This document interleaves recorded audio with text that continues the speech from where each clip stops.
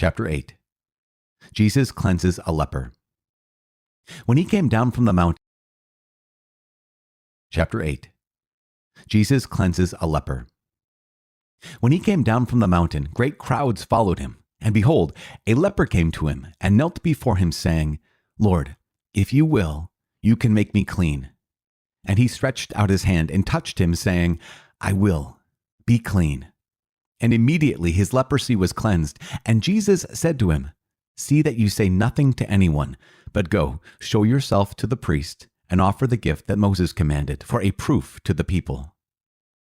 Jesus heals a centurion's servant. As he entered Capernaum, a centurion came forward to him, begging him and saying, Lord, my servant is lying paralyzed at home in terrible distress. And he said to him, I will come and heal him. But the centurion answered him, Lord, I am not worthy to have you come under my roof. But only say the word, and my servant will be healed. For I am a man under authority, with soldiers under me. And I say to one, Go, and he goes. And to another, Come, and he comes. And to my slave, Do this, and he does it. When Jesus heard him, he marveled, and said to those who followed him, Truly, I say to you, not even in Israel have I found such faith. I tell you, many will come from east and west and sit at table with Abraham, Isaac, and Jacob in the kingdom of heaven, while the sons of the kingdom will be thrown into the outer darkness. There men will weep and gnash their teeth. And to the centurion Jesus said, Go, let it be done for you as you have believed. And the servant was healed at that very moment. Jesus heals many at Peter's house. And when Jesus entered Peter's house, he saw his mother-in-law lying sick with a fever. He touched her hand, and the fever left her, and she rose and served him.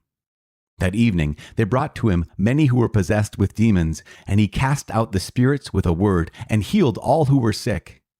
This was to fulfill what was spoken by the prophet Isaiah. He took our infirmities and bore our diseases. Would-be followers of Jesus. Now, when Jesus saw the great crowds around him, he gave orders to go over to the other side. And a scribe came up and said to him, Teacher, I will follow you wherever you go.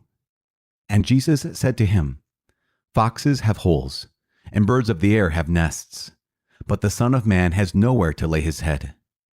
Another of the disciples said to him, Lord, let me first go and bury my father. But Jesus said to him, Follow me, and leave the dead to bury their own dead. Jesus calms the storm at sea. And when he got into the boat, his disciples followed him, and behold, there arose a great storm on the sea, so that the boat was being swamped by the waves, but he was asleep. And they went and woke him, saying, Save us, Lord, we are perishing. And he said to them, Why are you afraid, O men of little faith? Then he rose and rebuked the winds and the sea, and there was great calm.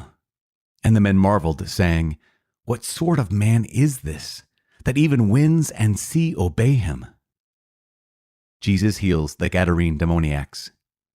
And when he came to the other side, to the country of the Gadarenes, 2 demoniacs met him, coming out of the tombs, so fierce that no one could pass that way.